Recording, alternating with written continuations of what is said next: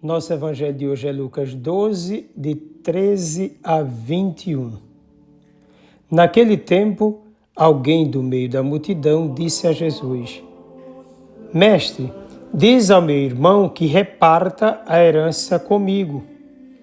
Jesus respondeu: Homem, quem me encarregou de julgar ou de dividir vossos bens? E disse-lhes: Atenção, tomai cuidado contra todo tipo de ganância, porque mesmo que alguém tenha muitas coisas, a vida de um homem não consiste na abundância de bens.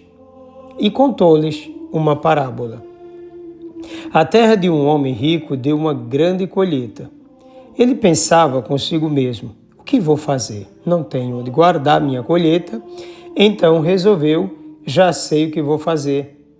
Vou derrubar meus celeiros e construir maiores. Neles vou guardar todo o meu trigo junto com os meus bens. Então poderei dizer a mim mesmo: meu caro, tu tens uma boa reserva para muitos anos. Descansa, come, beba, aproveita. Mas Deus lhe disse: louco, ainda nesta noite pedirão de volta a tua vida. E para quem ficará o que tu acumulaste? Assim acontece com quem junta tesouros para si mesmo, mas não é rico diante de Deus. Palavra da salvação. A primeira coisa que nos vem com esse texto é o pronome indefinido alguém. Com ele, não se diz diretamente quem está querendo a parte que lhe cabe da herança, porque indica qualquer pessoa que esteja nessa mesma situação em qualquer lugar. No caso do homem rico da parábola, alguém preso em si mesmo, prudente quanto a si, mas desumano quanto à partilha dos bens. Tal rico, juntando tudo o que possuía, preparando seu futuro, acumulando tantas coisas, demonstra ser um homem sem família, vida social, enclausurado na redoma do seu egoísmo. Ele representa tudo aquilo que não deve ser um discípulo de Cristo, um cristão. Quando ele morrer, seus bens vão servir para a discórdia, para outros que lutarão com a arma da avareza. No fim da vida, mesmo na mentalidade falida do mundo, todos dirão que tudo não passa de vaidade.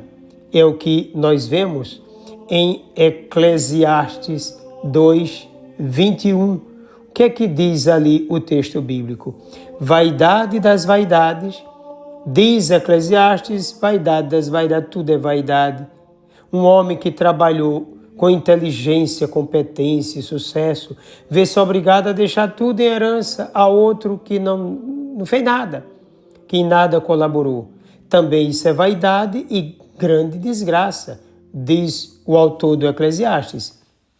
De fato, conclui o autor do texto, que resta ao homem de todos os trabalhos e preocupações que o desgastam debaixo do sol.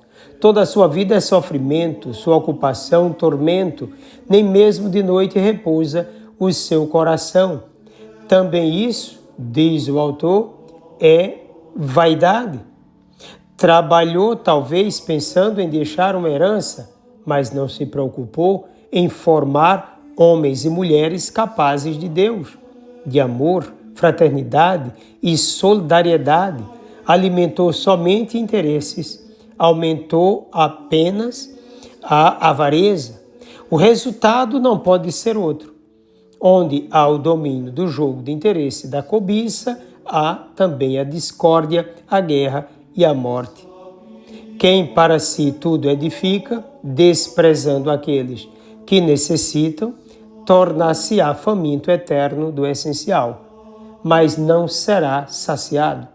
Tratou-se de uma vida envolvida só com a vaidade e, a partir daí, discussões, divisões, podendo até chegar à morte. Vamos chamar até de fratricídio, um irmão assassinando outro. Jesus não se mete em questões que devem ser resolvidas pelos magistrados. Ele não veio para resolver problemas sociais deste mundo. Sua preocupação maior ultrapassa esse ponto, indo à raiz do problema. A avareza, mediante a qual milhares de pessoas destroem a própria vida e as dos demais de sua família.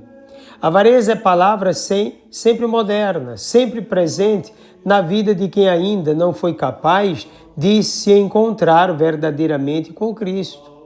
É uma palavra que denota uma fome insaciável pelos bens mundanos, pelo desejo de ter tudo e sempre mais. Um discípulo de Cristo deve combatê-la com todas as suas forças. Na verdade, um discípulo deve fazer morrer tudo aquilo que pertence à terra. E aí vem o texto de Colossenses 3,5. Imoralidade, impureza, paixão, maus desejos e a cobiça, que é a idolatria. É o que vai nos dizer São Paulo na leitura de Colossenses 3, de 1 a 5, de 9 a 11.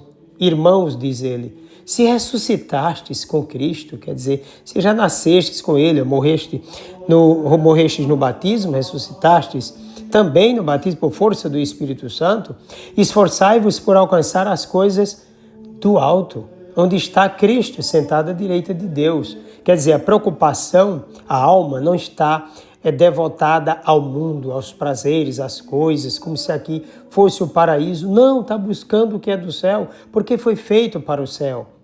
Aspirai, dizei as coisas celestes e não as coisas da terra. Pois vós morrestes e a vossa vida está escondida com Cristo em Deus. Quando Cristo, vossa vida, aparecer no seu triunfo, então vós aparecereis também com Ele, revestidos de glória. Portanto, fazei morrer o que em vós pertence à terra. Repara o que ele diz. O que é que pertence à terra? Repito, imoralidade, impureza, paixão, maus desejos e a cobiça, que é a idolatria. Não mintais uns aos outros. Repare, o mundo da mentira, onde há a vaidade, o interesse, a avareza. Já vos despojastes do homem velho, por exemplo, desse tipo de homem, dessa realidade, dessa lógica que contraria a vontade de Deus. Então, já vos despojastes do homem velho e da sua maneira de agir. E vos revestistes do homem novo. O homem novo, o homem perfeito é Cristo, a imagem de Cristo. Então, nascestes com Cristo, né? Por causa dele, vos tornastes filhos, participantes da vida de Deus, agora divinizados. Quer dizer, o homem sendo elevado mesmo na sua natureza, a ponto de participar da divindade do Senhor. Então, esse homem que se renova segundo a imagem do seu Criador, em ordem ao conhecimento.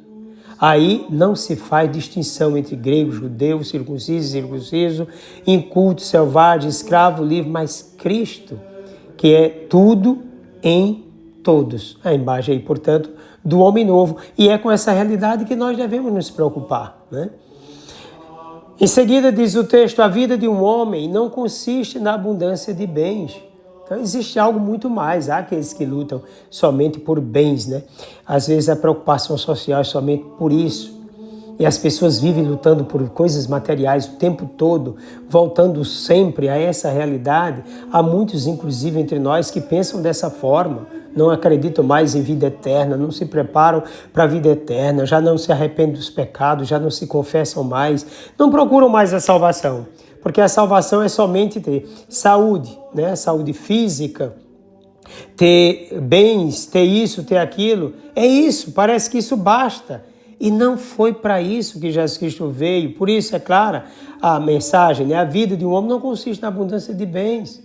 Nós não fomos criados para viver neste mundo. Veja, basta olhar para os seus antepassados. Todos morreram, a humanidade inteira passada foi-se embora. E nós iremos também. Nossa realidade, mesmo humana, ultrapassa os limites do tempo. Uma vez batizados, fomos ressuscitados com Cristo, voltamos ao texto de São Paulo.